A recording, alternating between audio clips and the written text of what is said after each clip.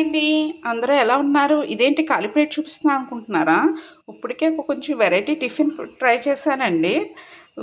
చాలా బాగా కుదిరినియి. పూరి చేశాను. చాలా బాగా పొంగినియండి.